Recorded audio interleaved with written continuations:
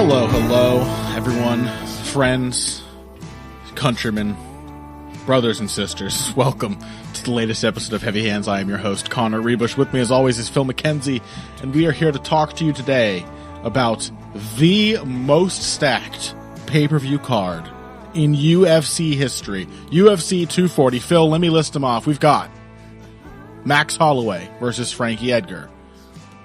Chris Cyborg versus... Okay, we've got... Wait, there's... Okay, way down in the prelims, Alexandre Pantoja versus Davison Figueiredo. Alright, it's maybe one of the worst pay-per-views we've seen in a long time, let's be real. But Max Holloway is fighting, and he's fighting Frankie Edgar, which maybe, I don't know, feels like it's lost some of its savor, but it is still one of those matchups I think people have wanted to see for a long time.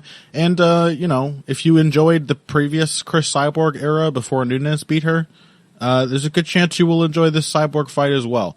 There's not much else on the card except for those two. Not much that really stands out. But good news. Last week's card sucked, so we get to talk about that one too. Phil, are you as excited as I am? It is a strange mixture of a tremendous main event and a whole bunch of trash on this week's card, and that was sort of what we got last week as well, with some notable exceptions. There's always some standouts, Yep. There definitely are on this upcoming card, and there were last week. But it was a grind. None of the results were spoiled for me before I saw the card, but someone did spoil the fact that there were a lot of decisions, which did actually allow me to skip rapidly through Klidson Bray versus Sam Alvey and Andrei Arlovski versus Ben Rothwell, which might have been a bit of an injustice to them, because apparently it was perfectly okay, but to be honest, I've sat through enough Andrei Arlovski decisions in my lifetime. Mm-hmm. And I believe it did indeed set the record for most consecutive decisions, which is never like the previous week's card had a good number of decisions, and a lot of them were really good and interesting. So, it's not always the defining sign of a bad card. But, lots of these were boring. So, let me give you the quick rundown, rather than just drown you in my endless cynicism. Let me give you the rundown of what we are going to be talking about. As I said, there are good things on both of these cards. Primarily, Max Holloway versus Frankie Edgar.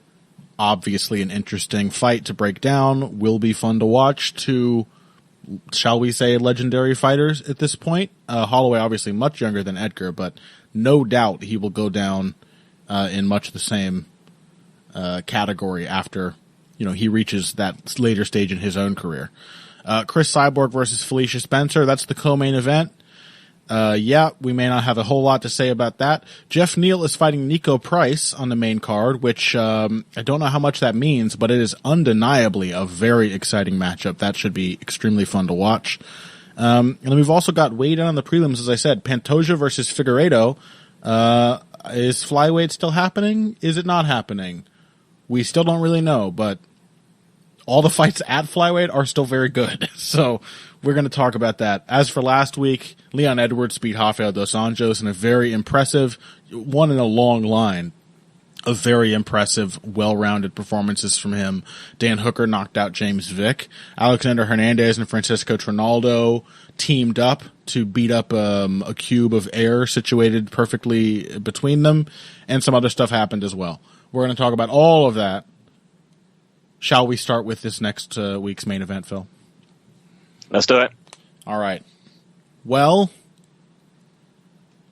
I don't think Frankie Edgar is going to beat Max Holloway.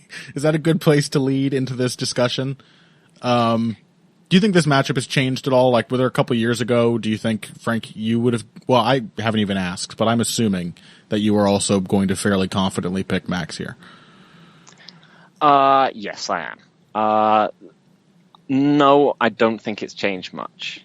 I think this is a fight which I think would always have been troubling for Edgar. I think the way it's going to have changed is that there's more of a chance that it's going to be worse for Edgar, just because that's how things go at his age. Yeah. At some point he's going to fall off.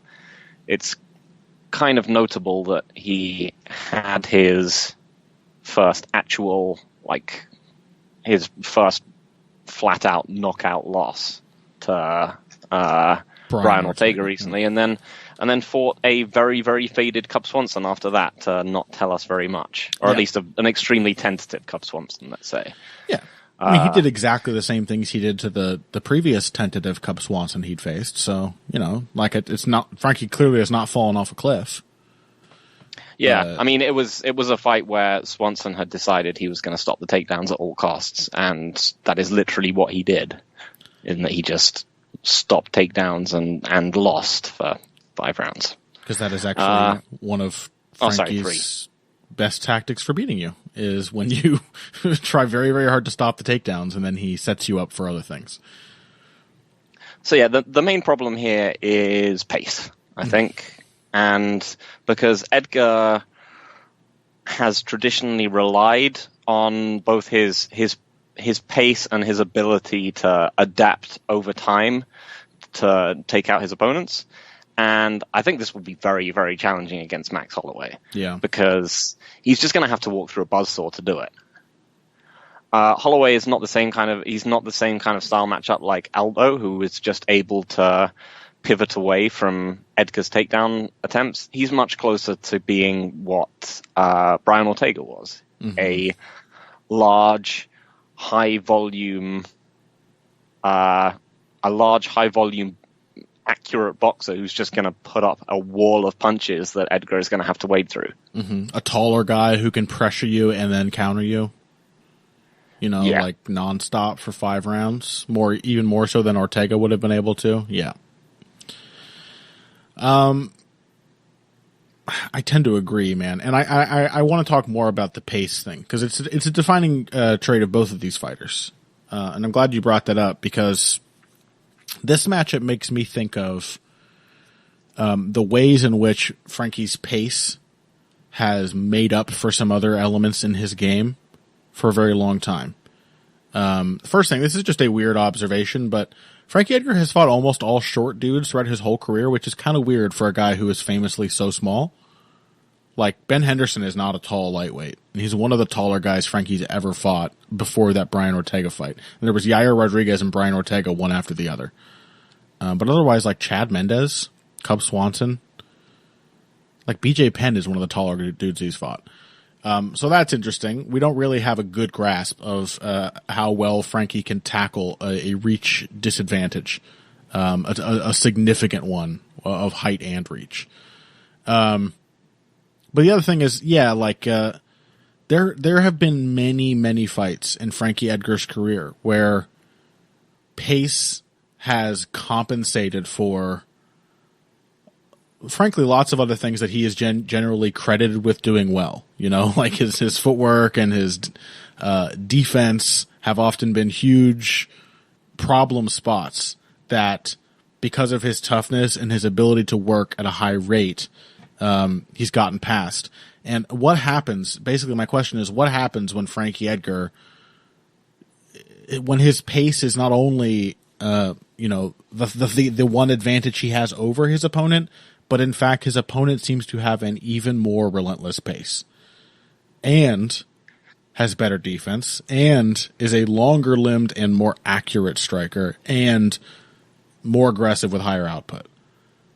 Like, it turns into a matchup to me where, like, Frankie Edgar basically needs takedowns or he is losing and very likely getting finished. That's how I feel about it. Yeah, I think pace is particularly an element of MMA where the people who are high-paced, fighter-breaking guys in the past are just not by modern standards. It's somewhat heretical, but I said this on Twitter. I don't actually think guys like the Diaz brothers have particularly amazing cardio or pace for the modern game by the standards of guys like Holloway or, let's say, even Demetrius Johnson. Right. These guys, or perhaps, or Khabib or Gillespie, like these guys have real weaponized pace. Mm-hmm. Or like Colby Covington or RDA. Tony Ferguson. Yes, perhaps one of the best examples. And yeah, so Edgar, in terms of like his strike numbers, is probably is not actually a tremendously high-paced fighter by modern standards. Right. And I think that showed in the Ortega fight, because Ortega himself was someone who has broken guys. He broke Brazilian guy. What's his name? Great jab. In MMA? Yeah. Brazilian guy in MMA. You're thinking of Renato Moicano. Thank you. He basically broke him just in a contest of pace and by going to the body and keeping a consistent pace. And you could kind of see that happening in the Edgar fight as well. Ortega was a lot more cautious when he started the fight, and as it went on, he kind of just started throwing much more. And Edgar kind of really does need a bit of room to set up his entries, because he's got a few things which he likes to do. He generally comes in behind, a double jab, then he tries to cross counter over the top, or he comes in with a body shot, or he goes for his kind of knee tap takedowns. He's got a few entries, but they're often, unless he's on the counter, he's generally just looking for the right hand, which is something which I suspect Holloway will be able to deal with quite adequately. And B, it's just the fact that a consistent jab is just able to mark him up on the way in. Yeah. And I think, in particular, so Ortega's more so than Aldo's, as a matter of fact, because I think Edgar wants to be able to slip and come in with the combinations and then change them up on the fly. And I think he knew that there was more of an opportunity to do that to someone like Aldo's jab, because Aldo's quite committed to it. So he trained a lot of trigger combinations when he fought him for the jab. And then Aldo just immediately shelved it and went for counter right hands, because he could see that Edgar was just kind of setting up for the right hand the whole time. But Ortega was much more different and much closer, much more different. He was different, much closer to Holloway, in that he has a tapping jab, which Edgar will basically just have to run through to get to him. Yeah. And once you are eating Holloway's jab, many other things are coming. Yeah, say that. The difference between like running into that difficulty with Ortega and running into it with Holloway is like, we saw those two fight. Holloway's footwork is much better. So like, it's not just a matter of running through that jab, which like might work against Ortega, but didn't. You run into the problem of, he's got the jab, I have to run through it. I take a step forward, and now he's off to my right. And now he's jabbing me again, and I have to reposition myself and adjust, or he's already cracked me with the right hand. Getting through that offense also amounts to getting through the defense behind it, and then all of that insulated by the reach advantage. It's just rough. And I think a big problem, you talked about, him getting marked up by that jab. Like, I can picture it so clearly because I have seen this in so many Frankie Edgar fights. But I want to say this, like, Frankie Edgar is maybe the best rote fighter ever. Is that still a term we use on this show, Phil? I don't know. That's more of a Pat Wyman era construct, but it's still a paradigm I think makes a lot of sense. If you are a fighter who operates on feel and sort of makes unthinking decisions very quickly in the midst of an exchange, or if you are a fighter who has pieces drilled into you and you bolt those pieces together and have trouble adapting, but you might have really great technique and everything's put together the way it should be. That's Frankie Edgar, right? It's like 1-2-3s, it's 1-1-3s. He is a rote fighter with honestly like a remarkably broad set of rote skills and combinations and different ways of closing the distance and cutting angles and everything. But at a certain point, I think that, against certain disadvantages especially, that roteness is always going to be a huge flaw. And the thing that always stands out about Frankie Edgar, and will so more here, I'm very confident, is the fact that, like, his defensive reactions as well as his offense, his entries as well as his combinations. I'm always focusing on the combinations and the punches when I talk about roteness. Like, oh, he always throws a 1-2-3 or whatever. But everything is more rote, which means that compared to a more purely organic fighter like Max Holloway, who just flows, and is at his best the more flowy he gets, that when Frankie slips a shot, he does it too soon, from too far away. You know, when he moves his head into a defensive position, when he parries a punch, all of these are rote skills that he's trying to guess rather than feeling what the correct answer is from moment to moment. He can be caught out at ranges where he should not have already committed to that head movement, where he should not have already thrown that punch. This is why I think too, maybe like, people talk about Frankie Edgar having underrated power, but he doesn't knock a lot of people out. I think honestly, like, he just doesn't have the timing of a more organic fighter. You know, when he rushes in, it's like 3 quick punches. There's no precise aiming to make sure he catches your chin just as you're dipping down to the right or something like that. It's none of that. It's just, here's the 4-punch combination. And likewise with his defense, like, you can see a fighter like that loading up on his punches. You can see him preparing to slip. You can more easily predict those moves, especially when you have a reach advantage like Max Holloway will here. So I am predicting a lot of interruptions to whatever Frankie Edgar is trying to do. Like, a lot of that reach advantage feeling pretty damn profound as Holloway, it'll feel to him like Holloway can see everything he's doing before he even thinks of doing it. Yeah, because I think we've seen the kind of roteness of Frankie Edgar both being a benefit and a flaw throughout his career. Because we've seen, for example, against Chad Mendes, they got into an exchange of hooks, and you can see Mendes threw a hook and watched his work, whilst Edgar slipped his, through, and then slipped again, even as he's basically in the process of knocking Mendes out. Continue the moveset, yeah.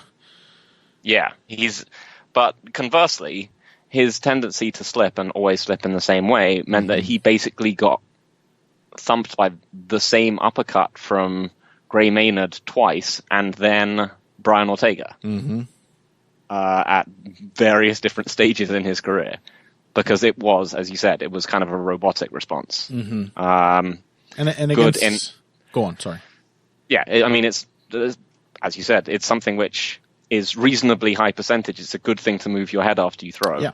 But it's also something that can be read. And Max Holloway is tremendously good at reading people. Right. That's the problem. Like, all these things have not been huge problems. Like, I don't want to sound like I'm slagging Frankie Edgar here. Like, some people just have rote brains. Like, you just have to learn the moves that way. And he's like really fucking good, you know, like the thing about Frankie Edgar is he is a building fighter too. So throughout his career, it's not just been the pace. It's also been his ability to bolt other pieces of his game from different phases too onto his boxing attacks, his successes and his failures on the feet. And likewise, like I hinted at earlier, like when it comes to getting in on a takedown and then hurting you based on your reaction to try to stop that takedown, there are a few better than Frankie Edgar, even to this day. And those uppercuts from Gray Maynard, like, they stopped working. Maynard just kept throwing them and wasn't setting them up. He was particularly unsubtle with his hunt for that same shot once it had worked a couple times. But Frankie Edgar, to his credit, did not continue running into it after that. He changed up his approach. So, like, Frankie Edgar is a smart, adaptive fighter. He has gotten technically sharper as an older fighter, undoubtedly.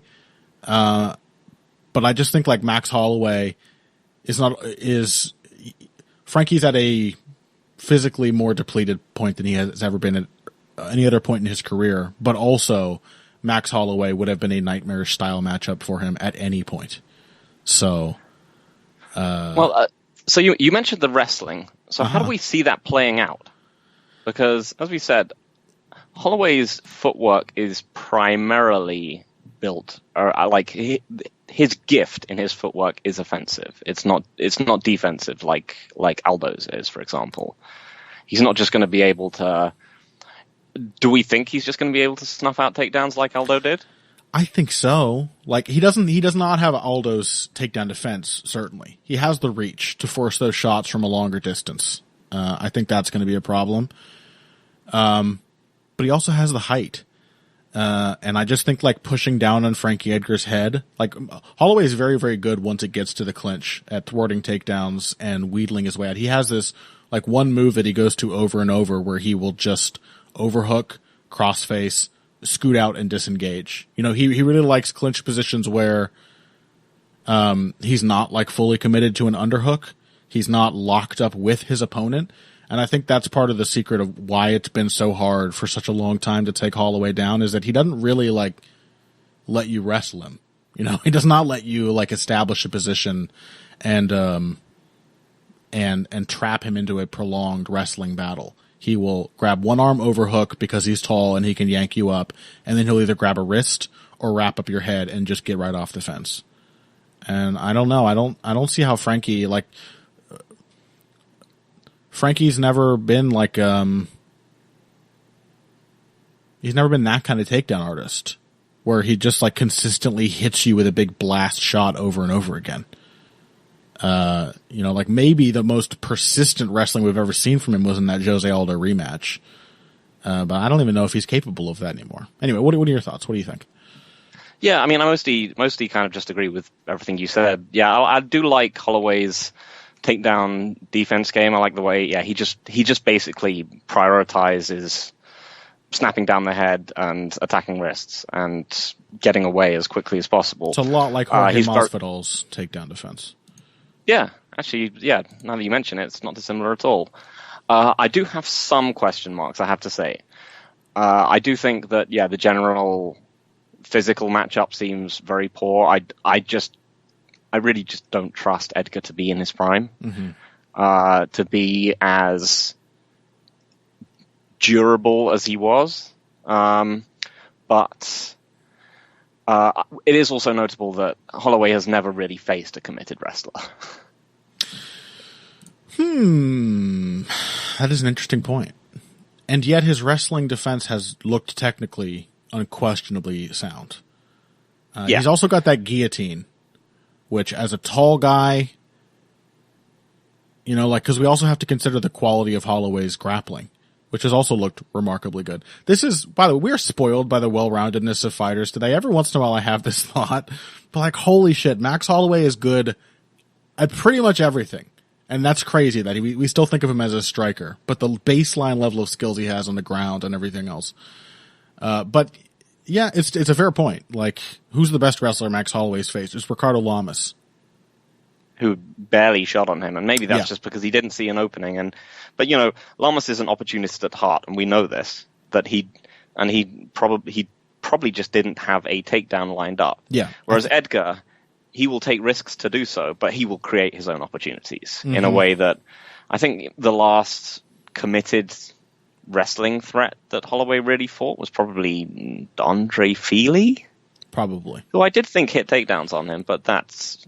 Well, actually, no, it was probably... I mean, it was probably Conor McGregor. There we go. Yeah. I mean, it probably was Andre Feely, right? That was after the McGregor fight. He did hit... Was it? Yeah, Fight Metric says he hit 3 takedowns on Max as well. Yeah, I remember him. He was doing reasonably well, and then he just got knackered by Max's pace. So I have some question marks. It is one of those situations where I like what I see from Holloway in the choices that he makes, the distance that he keeps. Right. A kind of soft pouring jab, I think, is just a great way of feeling out takedowns as a kind of sonar before they get in, as well as being able to just punish them on the way. And it's one of those things like Robert Whittaker, where I think you can, even though he hasn't necessarily faced a particularly high level of wrestler, you can definitely see it working pretty well against high level wrestlers. And I think if he gets taken down, and I do trust him to get back up fairly quickly. Yeah, that's the other thing too, is his scrambling ability. His situational awareness is remarkably good. Like, Max Holloway is not going to let you just sit around on top of him. You know what I mean? Like, it's going to be a scramble. He's going to be pushing down in your head. He's going to be trying to create space the moment you get him down. Even people who have successfully taken him down either end up in a very dangerous grappling situation with him. You know, his front headlock submission game is really dangerous. Or they just can't get a hold of him and he scrambles out. And I do think, like, Holloway, he demonstrates that same, this is big, like, he demonstrates all the fearlessness of guys like Robert Whittaker and Israel Adesanya. Like, we see these strikers go in there and grapple and wrestle with people who are supposed to be specialists in that. Or like fucking Jack Hermanson against Jacare Souza. Like, do you think Jacare Souza's jiu-jitsu game has severely degraded in recent years? Or was, like, much like when Robert Whittaker fought Jacare Souza, did Jack Hermanson just, like, get himself to a mental place before that fight where he was just going to make the right decisions in the moment? Like, so much of that, of wondering whether you can out wrestle a guy like Frankie Edgar really is mental. You know, not to fall on the I'm an average dude who thinks he could score a point on Serena Williams side of thinking, but like if you could just like get a huge confidence boost, there's a good chance you could go in there against like McEnroe or I don't know who tennis players are and score 1 point. You know what I mean? Like, that confidence means a lot. And I just don't see Max Holloway being cowed by Frankie trying to wrestle him. He's not going to be thinking, oh shit, I can't get taken down by this guy or it's over. He's just going to, you know, push down in his head and try to slip a leg out and then go back to keeping a pace on him. So I think it's a very good matchup for Max Holloway, to be honest. Yeah, so it's notable that Poirier hit a takedown on him, but this was, you know, I think it was a pretty clever takedown in that this was after I think about 3 rounds of them both conceding to a striking match, and then Holloway had been pouring it on a bit, and then Poirier in the 4th, and Holloway was, you know, clearly planning on continuing pouring it on, and Poirier just went down into a double leg and took him down. But, you know, Poirier is himself a very, very good grappler who, for example, crushed like Anthony Pettis fairly handily from top position, which is not a easy thing to do at all. And he didn't get anything done at all against Holloway on the floor. Just nothing. Holloway was out of there with no damage taken whatsoever. And that's the thing, is that Holloway will presumably be dealing out so much punishment on the feet that that Edgar, I'm just not sure that he can keep up. I will say one last thing as a caveat. One last thing, Phil, is that Holloway really has taken a lot of punishment lately. That is absolutely true. And he's going back down to featherweight. That is absolutely true. And he is a big man. And so I will say it would surprise me if Frankie Edgar came up feinting a triple jab and then clocked Holloway with a right hand, and it just finished Holloway, or you know, put him into a situation where Edgar could pound him out or choke him out or whatever. It would surprise me, but it would not shock me, particularly because I believe that's what Poirier badly stunned him with in the first round of their fight. And I'm not saying that Edgar is anything close to being the hitter that Poirier is, but like I said, he took a lot of damage, and I still don't entirely trust that his assurances that featherweight is great for him. Yeah, no, I'm with you on that. I'm glad you brought that up. Only thing I will say is that, you know, reach. Like, I just think it's going to be a lot harder to make that happen. Yeah. But I share your concerns. And I love Max Holloway, and so I am very scared. And I'm on the verge of tears right now because you said that. So we should end this segment. 29 minutes. Holy shit. We've talked about this main event. Fortunately, there's literally nothing else on this card, so we will come right back in segment 2. No, there's some other things. Chris Cyborg, Felicia Spencer, Jeff Neal, Nico Price, Alexandre Pantoja, and Davison Figueiredo. After that, on to the results of Dos Anjos versus Edwards from last week. All of that, possibly more, possibly less, after this. Hey everybody, thanks for listening to this week's Heavy Hands. If you like what you hear, please consider pledging to support the podcast on Patreon. Patreon is basically continuous crowdfunding. You sign up to contribute a certain amount per month to help us with production costs and the like, and in return you get rewards ranging from a mention on the Heavy Hands website to a question or topic of your choice being discussed on the show. We have a lot more in the works to reward you for your help, and we appreciate every contribution. No amount is too small. Just head over to patreon.com and find how you can help out, the only show dedicated to the finer points of face punching. Now let's get back to it. Welcome back to the show. We are continuing our way through, trudging through UFC 240. Should I stop making such a show about like how bad it is? I guess some people don't like that. Like, guys, come on. I have to do this every week. I'm sorry. I have to talk shit about these cards. The fights we're talking about are cool. Yes, yeah. They are cool. It's just you have to skip over 4 other fights that no one wants to see before you can get to them half the time. This one is this cool?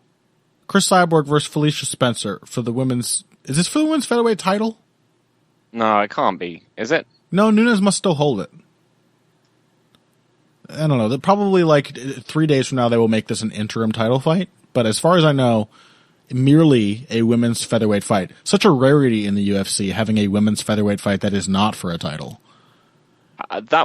It would be... they can't announce it as an interim title because it's not 5 rounds, right? Yeah. It would be, right. like, that would be promotional malpractice. Well, the UFC's always above that, as we know, but... Oh, yes, of course. As far as we know, this is a 3-round fight between Chris Cyborg and Felicia Spencer. I don't know how much that changes things for Felicia Spencer, but let's give it a very quick rundown, I think, before we move on to the other 2 fights from this card. Should I remind people who Felicia Spencer is? Because I think that's part of the problem here that doesn't get the people very excited for this. Felicia Spencer has had 1 UFC fight. She is a good fighter, by the way. Like, I want to say this. Nope, no shade to Felicia Spencer. She had a promising career as an up-and-comer in Invicta. She came to the UFC. She fought Megan Anderson. It turns out Megan Anderson still doesn't know how to wrestle. And that played right into Felicia Spencer's hands because she is an aggressive, come-forward, swarming wrestle grappler. She wants to get you in the clinch against the fence, take you down. And she is actually good at those things. She's not just aggressive. It's not like it's not a Juliana Pena situation where it's like all of Ronda Rousey's gusto and only half of her judo.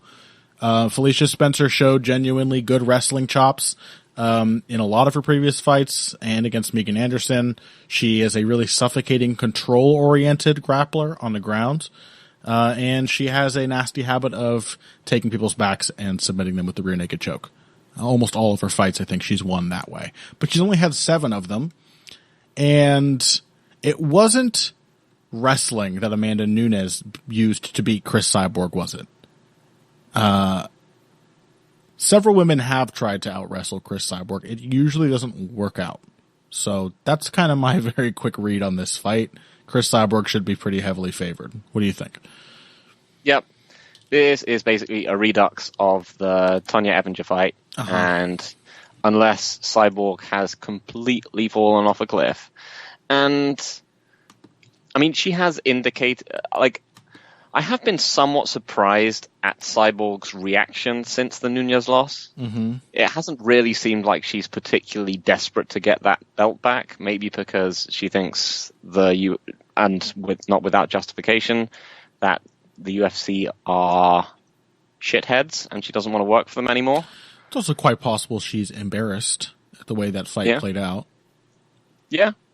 But she hasn't seemed, like she's obsessed with getting that belt back. No. And there's a slight chance she may have completely declined. But other than that, this seems very much like the Tonya Evinger fight, which means that Spencer is just going to be coming right into Cyborg's wheelhouse. Cyborg is a tremendous defensive and offensive wrestler. She's incredibly physically powerful. She's vicious in the clinch, and she is a good, accurate counterpuncher. Yeah. Assuming she doesn't want to show off, as it kind of looked like she did against Nunes, or at least it looked like, she got buzzed by Nunes and then couldn't let it go. Assuming nothing like that happens, and even if it does, what difference would it make? Exactly. This does seem like it's a snuff match. Yeah, like Cyborg has always had that chip on her shoulder, for sure. She has always been a little insane in the cage. I want to say, like, it is difficult. It's always difficult for me to judge, like, where a fighter like Cyborg might be at mentally. She's very PR savvy, I think for various reasons she's kind of had to become that way. But I don't think she's not like the most personable person on social media. Everything seems very well sort of manicured and managed. So difficult to say how much of an insight any of that really is into her mental well-being. But like, the Amanda Nunes fight changes nothing here. Like, that was a fight in which Cyborg, and to hear some coaches say it, like, had a plan. She and Nunes mutually decided, whether after the first shot or they both knew they were going to do it or whatever, that they were going to do, I know these are women, but some dick measuring. They're going to be like, okay, who's the hardest, craziest Brazilian knockout artist in this cage right now? And it turns out it was Nunes. And it was maybe one of the worst ways for Cyborg to approach that fight against the faster, equally powerful puncher. But like, that doesn't mean anything against Felicia Spencer. And Cyborg has always been lauded for being really strong in the clinch, for being in fact an underrated defensive and offensive wrestler. She has always been lauded for having remarkably good stamina, given the power she puts out and the muscle she carries in her frame. And even if she decides she wants to prove a point, I just don't see how Felicia Spencer can beat her with such a single-minded approach. Like Spencer would have to come in and feint a takedown and hit her and knock her out, or Spencer would have to take her down quickly. I think the longer they spend in the clinch, the more this starts to favor Cyborg. Although I will say, one area of weakness that Cyborg has showed in previous matchups has been being controlled somewhat in the clinch. She's never been beaten up there. She usually doesn't even get taken down from there. But fighters like Evinger, I think even Home, obviously, is one of the... Well, Home, yeah. There was another Invicta one I was trying to think of. Maybe it was Daria Ibragimova. Held on to a single and pinned Cyborg against the cage for a long portion of that first round. Of course, then 2 seconds before the end of the round, Cyborg knocked her out. So that's probably what's going to happen here, if you ask me. Oh, shall we move on to the welterweights? And let's try to get through these next two. We're only going to be able to share some passing thoughts, I think, before we get on to what's happening or what happened last week. But these are genuinely very good fights. Jeff Neal versus Nico Price, I find to be extremely compelling. Nico Price is one of the most singularly dangerous fighters in the UFC right now. He's incredibly hittable. He's really slow and plodding, and he hits really fucking hard, and he knows it. And that is what he brings to the table. And so this is a question of basically, can Jeff Neal, the question to me of this matchup is, can Jeff Neal safely pot shot and move around from range? Or like Tim Means before him, will he end up making the mistake of inviting Nico Price into one too many exchanges? And I am inclined to say that, yes, he can pot shot effectively from range, use his footwork, use his reach, and basically just keep the pace slow enough that he can pick Nico Price apart for 3 rounds if he doesn't knock him out before that's over. Yeah. I mean, so we used to talk about guys like Ricardo Lamas as being, somewhat puzzling from a technical perspective, in that Lamas wouldn't tend to do all that well and then could suddenly pull out fights out of nowhere. Mm-hmm. But really, Lamas is a pretty good technical fighter. He's not his own. Price. He has a bunch of tools which don't necessarily glue together as well as other fighters do, but they're there. He's still a tremendous grappler, a very strong wrestler. Like, he has a good jab and a solid leg kick. Nico Price, he just doesn't look good, but then he finishes people. Like, he's really he's really much more so than perhaps anyone I've ever seen. Like, of the kind of the Marquardt-esque, this guy doesn't look very good, and then suddenly he finishes the other person. I can't think of anyone else who tends to look worse before they finish people than Nico Price does. Anyone else who leaves me scratching my head in bafflement more so than he does. Yeah. I mean, his shin-pinning hammer fist knockout of Randy Brown, what was that? Insanity. Brilliance. And he was pretty much just getting buzzsawed by Tim Means. Yeah.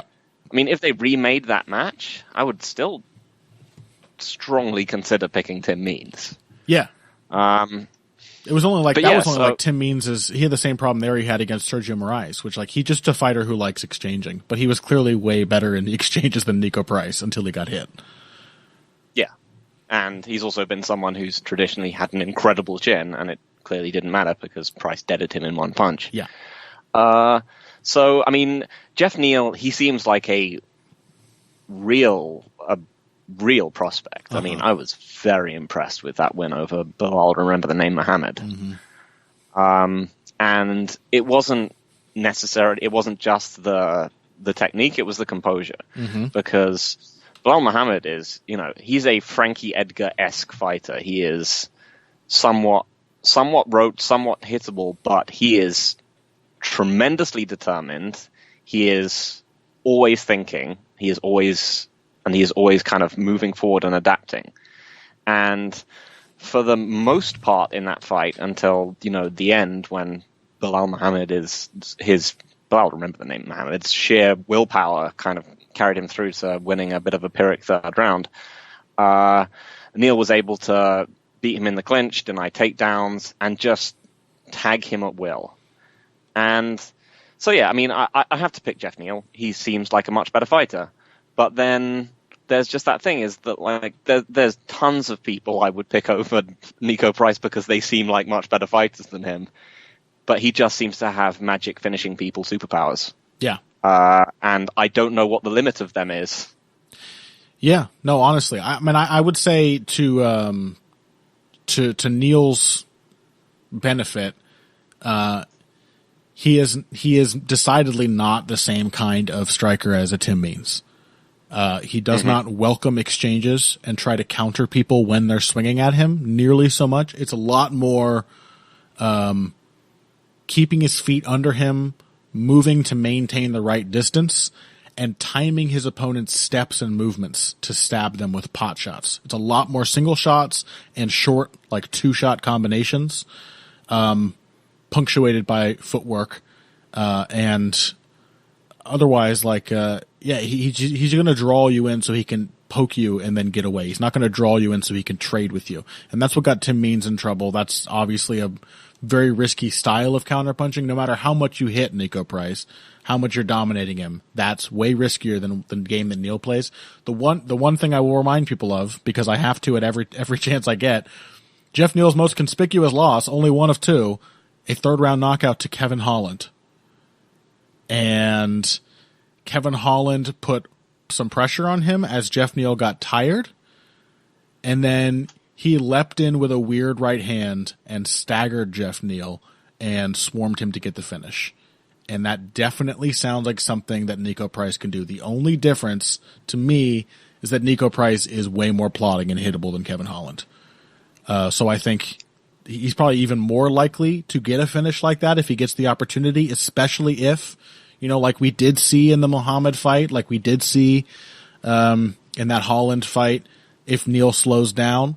But he's also going to be soaking up way more damage than almost anyone else Neal has fought. He's going to be soaking up Frank Camacho levels of damage and beyond.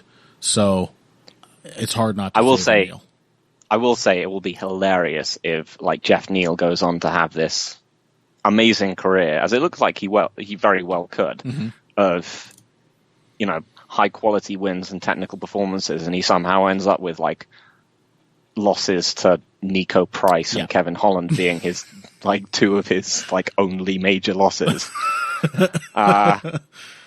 But yeah, the other thing to note is obviously that Nico Price, he really doesn't seem like an athlete in the same way that even, as these guys, your Marquards, Moragas, and Lamases tend to be. He really does seem, as you said, to be a little bit slow, a little bit clunky, and he's not even particularly durable. Like, his 2 losses in the UFC, he just got completely annihilated by Abdul Razak Hassan and Vicente Luque, who both just ripped his head off. Yeah. And Neil is more than capable of doing that as well. He's not quite the kind of madman that, for example, that either of those guys are, but he is a very hard hitter and a very clean puncher. And Price does not appear to start particularly quickly. Uh-huh. Yeah, Nico Price is like I think power really matters a lot if you're fighting Nico Price. He's like like an Ernie Shavers type, where like everyone who fights him is like, holy shit, that dude hit me harder than anyone else has ever hit me. But every time he faces another puncher, he tries to exchange with them and gets knocked out. Yep.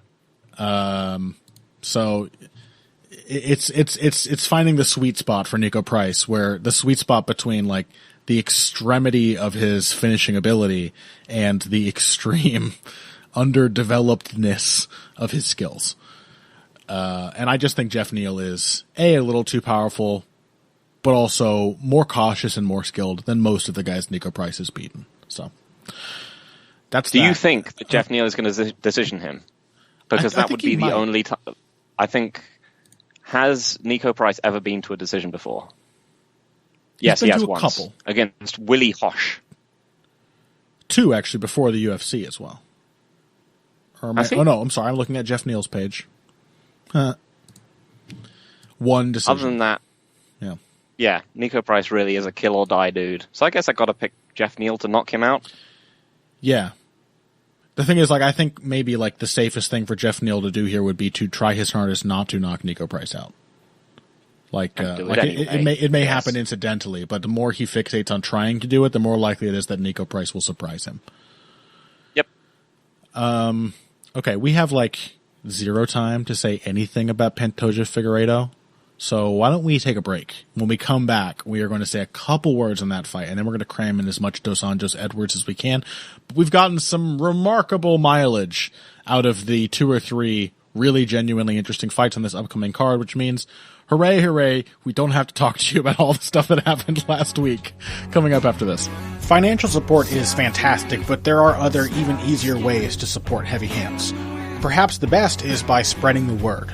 We know our fan base. You're all cool, popular people with serious social media presences. You're tastemakers and trendsetters.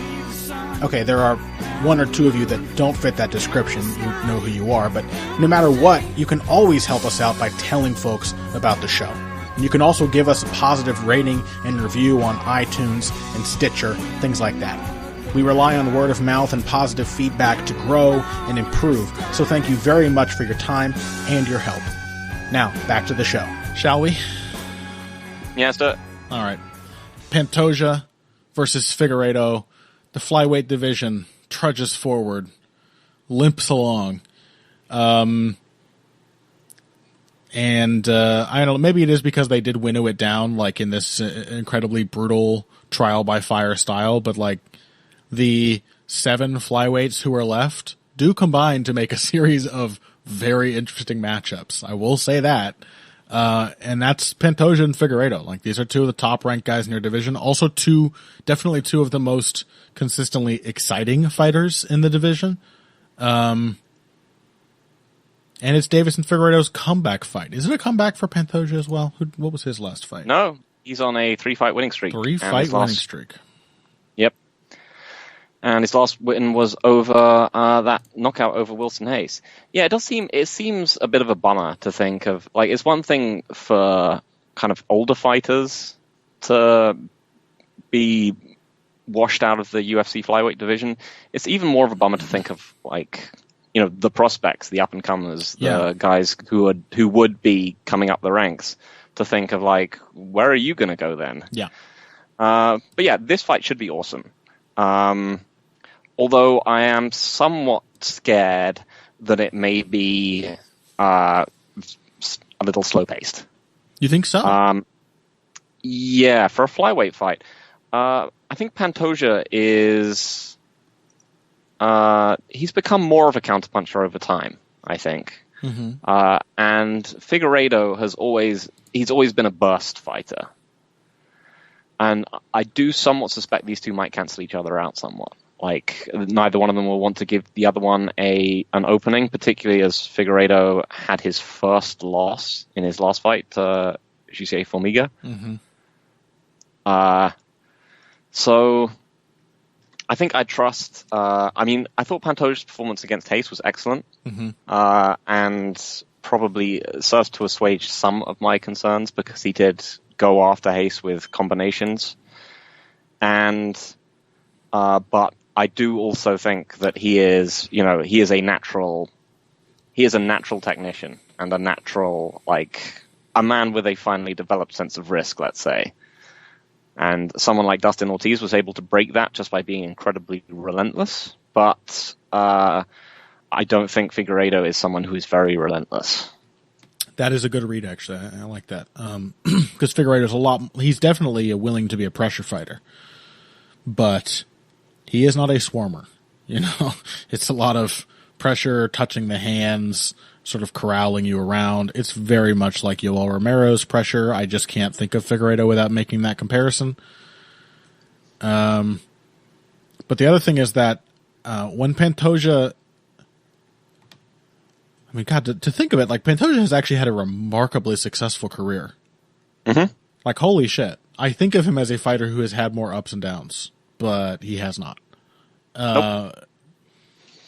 That being said, I have always had questions about Pantoja's athleticism as a flyweight in a division that is really demanding of those kinds of things. It has to be said, his situational awareness, his technical acumen, his toughness and his strength and power, these have obviously carried him through against a lot of opponents who are genuinely just much scramblier and faster than he is. But Figueiredo is not only both of those things, he's also bigger. And I just don't see Pantoja, getting the ranges that he wants on Figueiredo.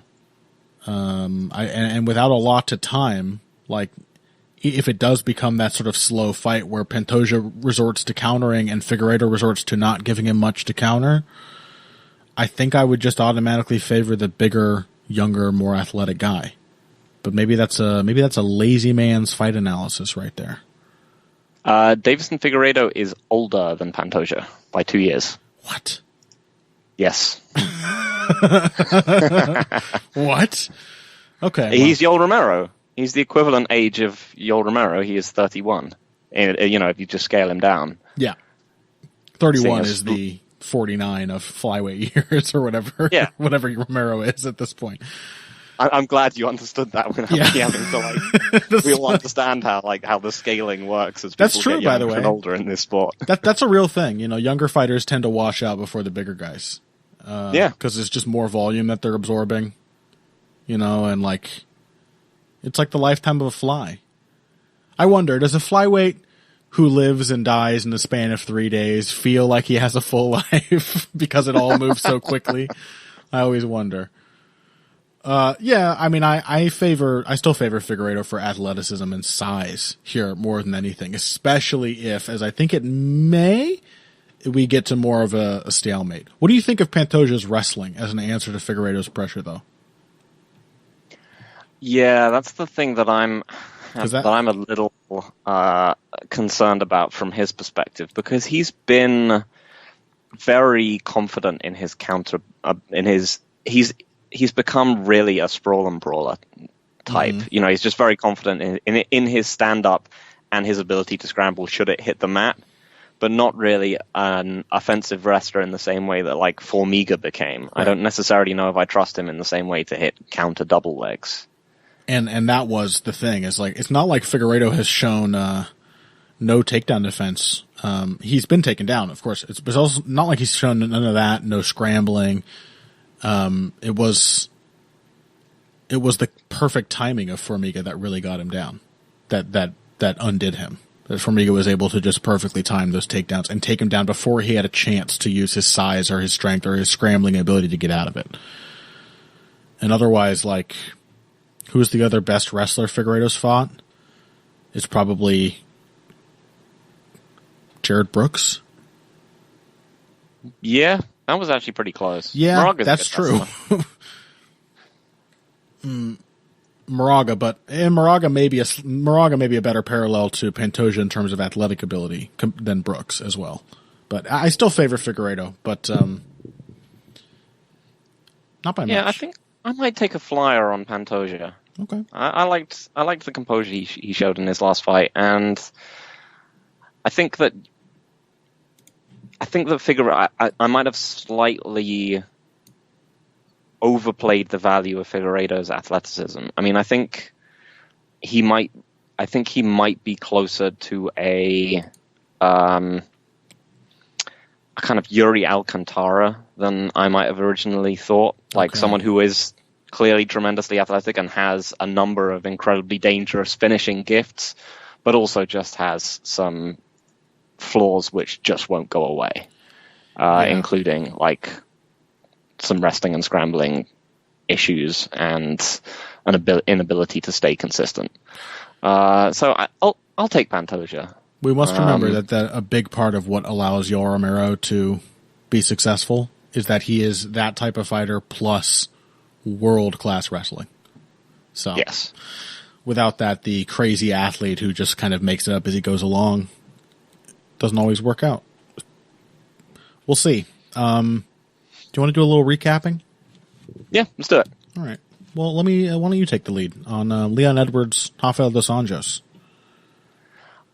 So I thought the main event was just incredibly fascinating. Mm-hmm. I mean, I think there were very few ways in which it wasn't going to be. This was, as you said, one of the most skilled matchups available. Yeah, and I think it really showed itself to be that. Mm-hmm. And just ended up being an incredibly impressive performance from Leon Edwards. I mean, it was one that I kind of had to see from him before I could believe it, but it takes a very special kind of counter fighter to be able to pull that kind of performance off against Raphael Dos Anjos. Mm-hmm. And I think we got we got the pick wrong. I think both of us picked RDA, and I don't necessarily regret doing that. As I said, I kind of had to see that before I could actually make a pick for Edwards. But I think the main problem was that we identified for RDA was his defense, because Edwards was able to perform amazingly well in the clinch and wrestling exchanges. Mm-hmm. But what was really getting him ahead on the scorecards was that he was landing the clean shots. I think in that first round was very close. I think RDA edged it numerically, but it was one of those rounds where like Edwards had a bunch of top control and 2 clean elbows and a left hand or something like that. Yeah. He was landing visible scoring offense. The telling blows. Yeah. And that was the thing. This fight wasn't just impressive from a technical perspective. It was impressive from just a game planning and fight awareness perspective. I mean, as I think you were saying, we were talking about it before we started recording. Leon Edwards he's a clinical dude. Mm-hmm. I mean, in the 5th round, RDA was starting to pour it on a bit, and Edwards was responding enough so that RDA wasn't going to overwhelm him. But he also wasn't responding enough to win the round, because he was very confident that he had already banked the rounds. Mm-hmm. He was willing to, in a kind of Jose Aldo-esque way, he was willing to give away the 5th in order to not take the risk of getting finished. Yeah. People have a tendency to play that kind of thing as like timidity. Like some people also like have the gall to accuse Jorge Masvidal of timidity sometimes for the way that he fights. And like, I just think like, these are extremely conscientious fighters. There are a couple things I want to point out. Like we talk about the technical proficiency, the game planning and everything. Leon Edwards, one thing I noticed that he did over and over again, he gets backed up by RDA. He gets pressure to the point where his back heel is just about to touch the fence, and he stops. He does not let his stance flatten out in a vain effort to get further away. He maintains his stance and seems to simply say to himself, RDA is about to attack me. I'm going to counter him with a 1-2 down the middle. Very, very reliable. It's the poise and the ease with which he accepts that momentary risk. He knows that anytime I get backed up to this position, I can't make it worse for myself. It's not going to get better if I get pushed back any further. So I need to plant my feet, maintain my stance, and fire back. That's not timidity. That is knowing what needs to be done. And Jorge Masvidal, I think, is a lot more tactically conscientious, but what constantly stands out to me is how strategically keen Leon Edwards is. That he does not only seem to know positions like that, what he should do, but the whys of each response that is maybe available to him. Why should I do this at this point in the fight? He knows how the fight is playing out as a whole from each individual moment to the next. And that's remarkably rare for fighters to have that kind of poise and awareness. But clinical is the word. Jorge Masvidal might still get a title shot before this dude, even though there is no quibbling with Leon Edwards' resume. I think you said before, he will absolutely get a title shot before. Yeah. Leon Edwards will. I can almost guarantee will have to take another fight. And I think it's going to be Masvidal and then Covington. I think unless Lawler sleeps Covington. We can only hope, but yeah. Yeah, you're probably right. And I think you said before, it's a bit of a shame because RDA might be a better win on Edwards' record than any single win on Masvidal's entire record. Oh yeah, he definitely is. And it's the last win. There's no doubt. And it's not just that as a single win, it's the last win on a remarkable 8-fight winning streak. Leon Edwards' resume, the only dude who's beaten him in the UFC since they're Claudio Silva, who is in fact incredibly good and a gigantic version of Darren Elkins, and the current champ. Yeah. So it is kind of a shame, but it is because he's so clinical. He just does not. He is not in a fight.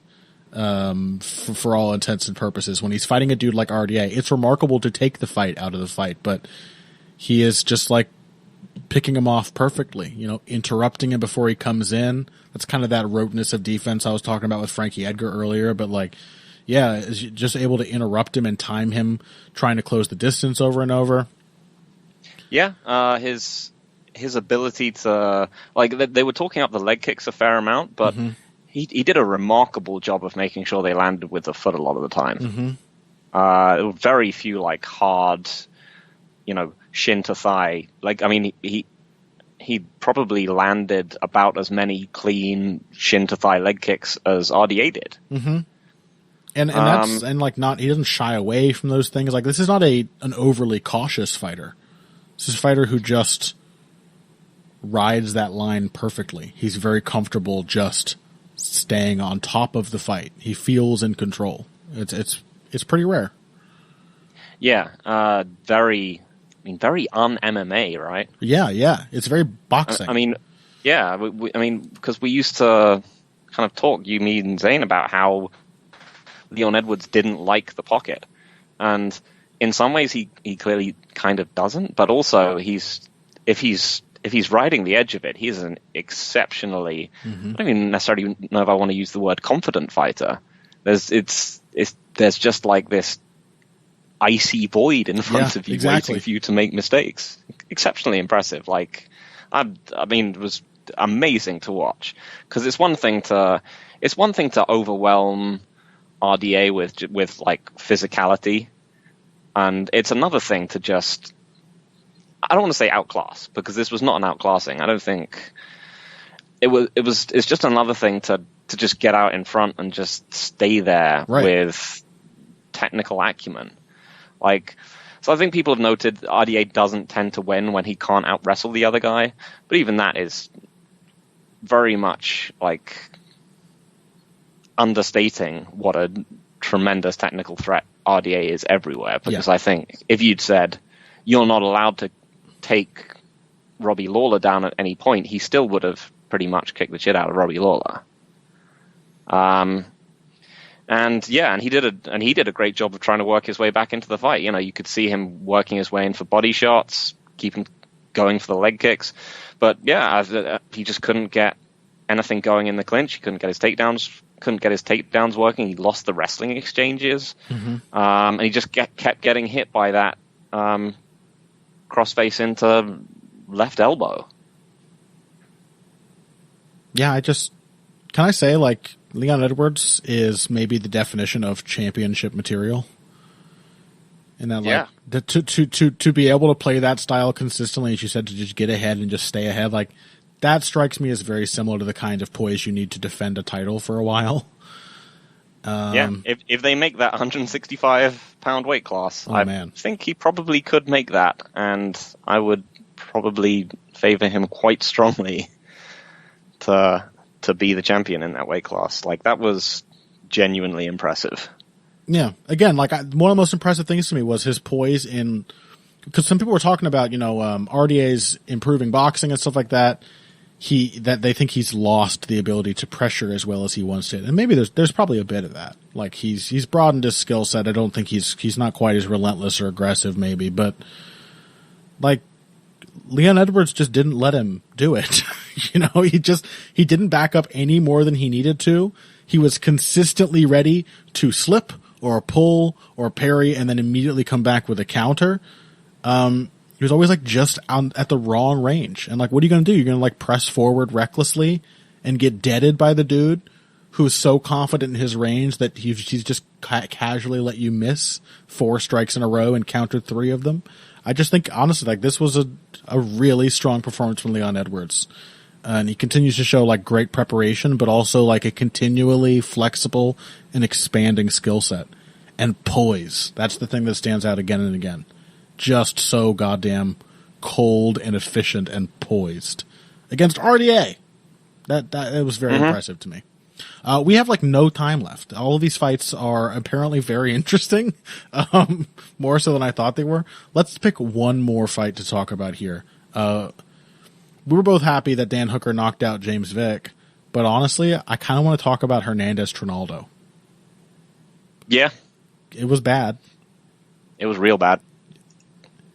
It was on some, almost on some Lewis and Ngannou type terrible shit territory. Oh, it was. Yeah. I mean, it was literally that bad. It was. Yeah. I said this about Gooch Caldwell being one of the worst elite bantamweight fights I'd ever seen. This was one of the worst elite lightweight fights I've ever seen. I mean, this was perhaps worse than Guida versus Maynard. It probably was. It was. Because at least Guida versus Maynard was one-sided, or at least, it wasn't one-sided, but at least Guida and Maynard made sense. Yeah. We have both personally rewatched Guida Maynard for the MMA Depressed Us, and I can confidently say it is not as bad as this fight was. Not by a long shot. Nothing happened. So the thing I really wanted to hit on here, like the reason I want to talk about this is because last week, Phil, I don't know if this was part of the show or not. It may have just been pre-show chatter, but very presciently, very ominously, you said, I wonder, something, I'm paraphrasing of course, but you said something along the lines of, I wonder if Alex Hernandez's response to the beating Cerrone gave him will be to become more quote-unquote technical, as we have seen so many other young prospects who get the fear put in them do. And as I said on Twitter, I regret to announce he is now Joe Rogan's favorite fighter. It was leaf blower kickboxing 101. It was the very definition of the type. It was one of the most technical things I've ever seen. I think leaf blower kickboxing, you need to throw more. Okay, it needs to be like a stream in the air. Like, this was just it was leaf blower kickboxing. This was Joe Rogan. This was Joe Rogan. Like, this was a Joe Rogan wet dream. Yeah, there was movement. There was stance switching. There was nothing going on. It was atrocious. And is it fair to say leaf blower kickboxing if Hernandez keeps accidentally pulling the extension cord out? Yeah. Okay. Exactly. And I have to say I am not mad about the decision at all, because it drops squarely into that bucket of fights where the fight itself was so bad that I don't care who won. How can you get upset? Yeah, and I love Trinaldo, man. Like, he's one of my faves, but like, even with that, I only registered maybe 10 seconds of frustration that they gave Hernandez all 3 rounds. Because, like, well, sorry, buddy. Like, neither of you did anything, so that's what happens. Yeah, I mean, the thing is that Trinaldo's path to victory was a slow-paced kickboxing match. Yeah. Because he's been able to last in those surprisingly well. Mm-hmm. But not like this. Not like this. Like, nothing happened. No one got hit with anything. Yeah. It was so bad. I mean, at least it might be worse than Ngannou Lewis. I mean, because again, at least you could look at it from Lewis's perspective and be like, yeah, you were clearly winning that fight. Why the fuck would you have done anything different? Right. Who was clearly winning this? This was the fans. Lewis Ngannou was an extremely cut rate version of like McDonald Ellenberger. Right? Yep. It's like that was that fight with way worse technique where it's like, well, but you are clearly winning. So I get it why you're not pushing beyond this. But this Hernandez, man, like, it was exactly the type of footwork that you hate to see in MMA. It was exactly the type of footwork that gets called good footwork all the time. Tons of erratic, pointless stance switching. Stance switching that leads to no new angles, that creates no new positions, that seems to only exist because you don't know how to pivot in both directions while keeping to one stance. Crossing his feet constantly, never, this is a big one, never straying into striking distance. Against a, I get it, like, his corner was shouting at him. They wanted him to draw Trinaldo's counters and then counter them. That is not a bad way to fight someone who is patient and really dangerous with their counters. But you need to apply some kind of pressure to make... That's what drawing the counters means. It's not just wait for them to throw. If you do that, you are doing what Rashad Evans tried to do to Lyoto Machida. Except that instead of Lyoto Machida, you're fighting a very short, old Brazilian man. So like, it just was bad. It was not a good look for Hernandez, but I will say frequently it happens with young fighters. They have these sort of overcorrections.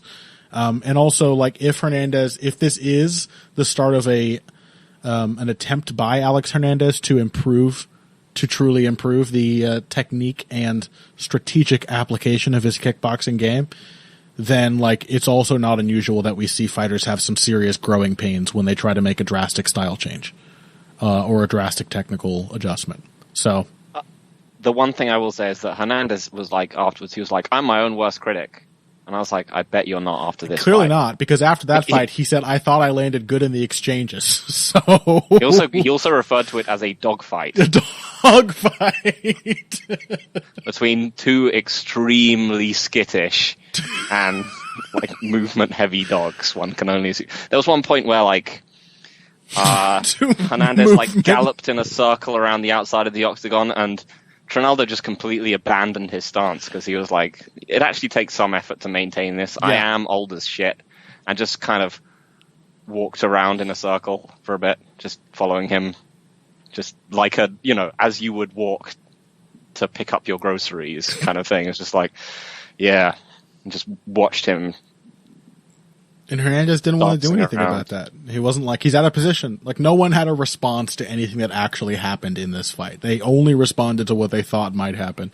I just want to say before we close out the show, I found the phrase movement heavy dogs to be inexplicably hilarious just then. So I just didn't want to let that get breezed past. But I think he's going to be Joe Rogan's favorite fighters. They're his movement heavy dogs now. So that's that. That's this week's episode of Heavy Hands. Bad card last week, but some interesting shit. Certainly, even Trinaldo Hernandez I found to be interesting. It was no Hall Elkins, but it was at least something to talk about. Next week, let's hope it overperforms. But even if it doesn't, you have about 4 really good fights to look forward to, and they are really good. So, like, don't buy it. You should stream it, but you should watch Max Holloway fight whenever he fights. That goes without saying. Phil, before we wrap up, any things to plug? Just the preview, which is coming out. So myself and David will obviously be breaking down Holloway versus Edgar, which, you know, as we've mentioned, should be great fun, if possibly something of a beating. Yeah, could also be kind of sad for one of several reasons. That's MMA. I'm still working on a Masvidal KJ Noons piece that I mentioned on last week's episode, so I guess keep your eyes peeled for that if it does indeed come out. Hopefully Jorge Masvidal has enough profile now that even 2 weeks after his jaw-dropping KO of Ben Askren, people still care who he is. So let me know by reading that article if and when it does appear. Otherwise, you should check out the Heavy Hands Patreon this week. I am planning at least one boxing commentary vid for Pernell Whitaker. Sweet Pea passed away last week, and he is one of the very greatest boxers ever. Like, probably, I don't do boxing rankings because boxing has a lot of history and there are smarter people than me, but probably in most boxing historians' top 30 of all time in a sport that goes back almost 300 years now with records and everything, and maybe one of the best defensive fighters ever. So I'm going to try and pick out at least one Pernell Whitaker fight and talk about it, celebrate his game, what he did well, why he was so special. So check out the Heavy Hands Patreon sometime this week for that. Otherwise, we will catch you guys next week when we will be recapping Holloway versus Edgar and looking ahead to the aforementioned Colby Covington versus Robbie Lawler. And it has to be said, that card, a good deal better than this one. So, something to look forward to. We will talk to you next week. Until then, shit, I almost forgot it again. Social media, Twitter, @BoxingBush, that's me, @EvilGregJackson, that's Phil. If you came here today for the finer points of face punching, you came to the right place. This has been Heavy Hands. Saved it.